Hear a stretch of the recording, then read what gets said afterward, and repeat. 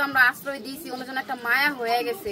হ্যাঁ, তো ওই মায়ের খাতিরে আমরা ওনাকে আগেই বলছিলাম যে যদি আপনার দেশে যাওয়া লাগে বা যা যা করা লাগে আমরা আপনার জন্য চেষ্টা করব।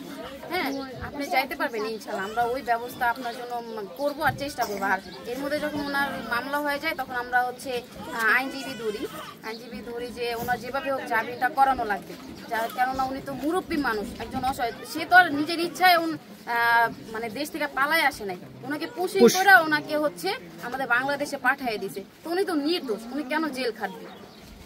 পরে উনি দেখলো ব্যাপারটা, ওনাকে জানে, পরে উনি বলছে আচ্ছা ঠিক আছে, ওনাকে যেভাবে জামিন করানো লাগে আমি করাবো, জামিন ওনাকে করাই ছাড়বো। তারপর হচ্ছে ফার্স্টে যখন কোর্টে যাই তখন জামিন দেয় নাই, এরপরে হচ্ছে দ্বিতীয়বার যখন যাই তখন জামিন দিবে, পরে হচ্ছে আবার ফিরিয়ে দিছে। তারপর তৃতীয়বার যখন গেছি ওই দিনও হচ্ছে জামিন হয় নাই। তারপরে এই যে গতকালকে 23 তারিখে যখন গেছি এই তখন জামিন নিয়েছে। পরে হচ্ছে আমাদের জিম্মাই দিছে, যেহেতু ওনারা এতদিন রাখছে ওনাদের জিম্মাই দিলাম, যদি কোনো প্রবলেম ওনারা যদি না রাখতে পারে তাহলে হচ্ছে আবার আমাদের কাছে মানে ওনাকে হেনস্থ করবে। আচ্ছা, এই যে আপনি তার পরিবারের সাথে আপনার কথা হয়েছিল? হ্যাঁ অবশ্যই, যেদিন ওই যে নিউজ হয়ে যায় সেদিনই তো ওনার ফ্যামিলির ফোন নাম্বার আমাদের কাছে আসে, মানে বিবিসি নিউজ ওনারাই হচ্ছে কানেক্ট করে দেয়। তারপর থেকে ওনার ফ্যামিলির সাথে আমরা কথা বলি, ওনার মেয়ের সাথে প্রায় 1-2 দিন পরই কথা হয়। ওনার মেয়েও খোঁজ খবর নেয় যে আমার মার কি জামিন হইলো, কি করলেন, হ্যাঁ, আর আমার মা কি দেশে ফিরে আসতে পারবে কিনা। এখন আমরা বলতেছি যে দেখেন আপনাদের দেশ থেকে যেহেতু ওনাকে সরকার বের করে দিছে, এখন আপনাদের দেশ থেকে যদি কোনো রায় না আসে হয়তো বা ওনার যাওয়াটা অনেক মুশকিল হয়ে যেতে পারে। আর এখান থেকে আমরা তো চেষ্টা করছি, এখন ওনার জামিনও হয়েছে, এখন উনি কিভাবে যাইতে পারে এটা তো আর আমরা জানি না, একমাত্র আল্লাহ জানে। এখন যদি 1 বছরও থাকে 1.5 বছরও থাকে আপনার মাকে আমরাই রাখবো, আমাদের মানে ইয়েতে জিম্মাতেই দিয়েছে আপনার মাকে।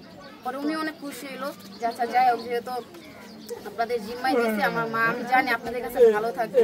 হ্যাঁ, পরে আমি বললাম যে আচ্ছা যেভাবে চেষ্টা করেন যেন আপনার মারে আপনারা দ্রুত আপনাদের কাছে ফিরিয়ে নিতে পারেন, ওই ব্যবস্থাটা করেন। আচ্ছা, এই যে হচ্ছে আমরা এই বিবিসির মাধ্যমে জানি এইভাবে কথা মানে সবকিছু জানাজানি হয়ে যায়। পরে হচ্ছে ওনারা 2 দিন পরে আসে, থানা থেকে ফোন দিছে। পরে এই সেপ্টেম্বর মাসের 25 তারিখে থানা থেকে পুলিশ আসে, আইসা ওনাকে নিয়ে যায়। পরে আমরা বলতেছি যে ওনাকে কোথায় নিয়ে যাচ্ছেন, বলে যে আমরাই এখন ওনাকে ব্যবস্থা করব, এমবাসির মাধ্যমে যোগাযোগ করে যেভাবে আমরা ওনাকে দেশে পাঠানোর মানে ব্যবস্থা করব। পুলিশ এসে পরে আপনারা সহকারে গিয়েছিলেন? হ্যাঁ হ্যাঁ, থানায়? আচ্ছা, পুলিশের সাথে আমার আম্মু, আমি, তারপরে সকিনা বেগম, আমরা ওনার সাথেই যাই, আমি সবাই একসাথেই ছিলাম থানায়। পরে ওনাদেরকেও যা জিজ্ঞেস করি যে আচ্ছা ওনাকে যে থানায় আনলেন তখন কি করা যায়, ওনাকে কেন আনলেন, হ্যাঁ ওনাকে কেন আনলেন।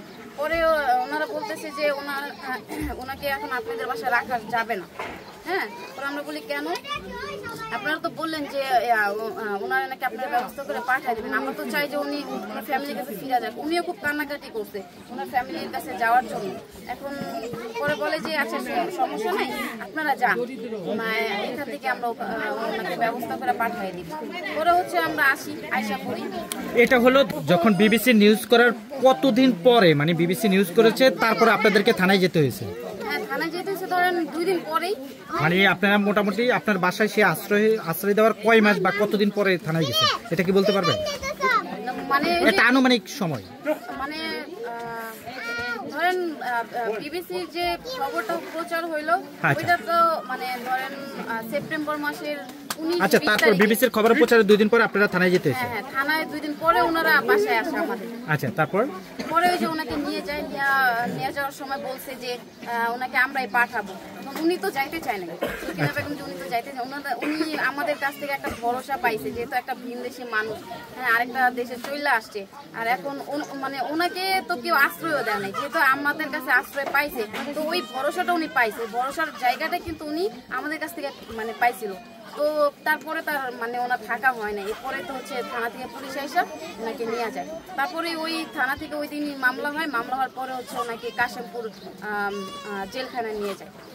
আচ্ছা, এরপরে নিয়ে যাওয়ার পরে আপনারা থানা, কোর্ট, আদালতে গিয়েছেন বা আপনারা আসলে কি ওনার জন্য করেছেন?